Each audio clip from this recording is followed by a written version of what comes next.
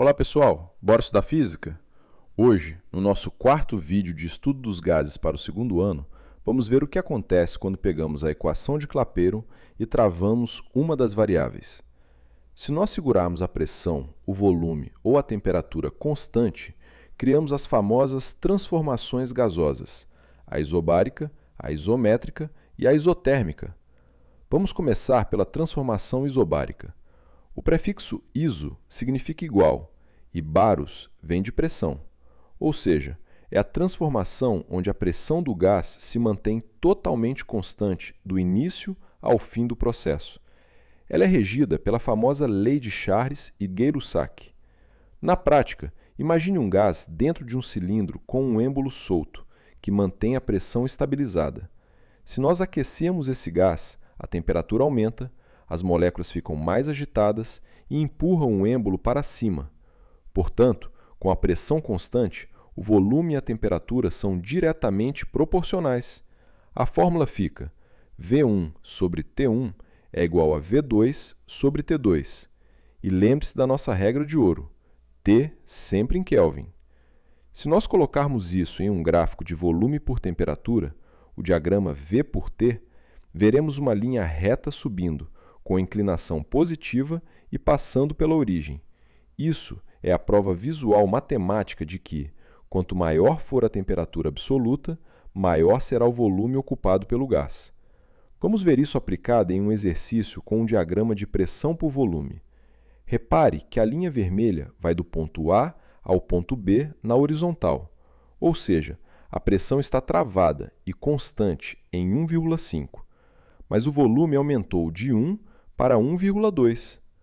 Como o volume cresceu, nós sabemos pela teoria que a temperatura também aumentou.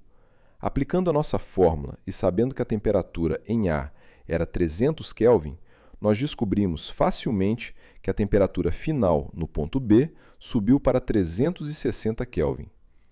A nossa segunda jornada é a transformação isométrica, que algumas provas também chamam de isocórica ou isovolumétrica. Como o próprio nome já diz, é aquela onde o volume do recipiente é travado e o gás não pode se expandir nem encolher. Pense numa panela de pressão totalmente fechada. O volume está constante. Quando você acende o fogo, a temperatura dispara. Como as moléculas não têm para onde fugir, elas começam a bater violentamente contra as paredes do recipiente. Logo, na transformação isométrica, a pressão e a temperatura são diretamente proporcionais. A fórmula é parecida com a primeira. P1 sobre T1 é igual a P2 sobre T2. O gráfico dessa transformação, o diagrama de pressão por temperatura, também será uma linha reta perfeita subindo a partir da origem. Essa reta visual nos diz algo muito simples e poderoso. Se eu dobrar a temperatura em Kelvin do gás, a pressão que ele faz nas paredes lá dentro também vai dobrar. Mas muito cuidado com a pegadinha clássica. Olha como a Federal do Rio Grande do Sul cobrou isso.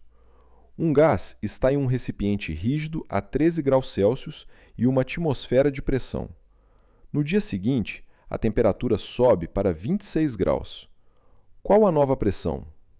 O erro fatal de novato aqui é achar que a temperatura dobrou e simplesmente dobrar a pressão para 2 atm.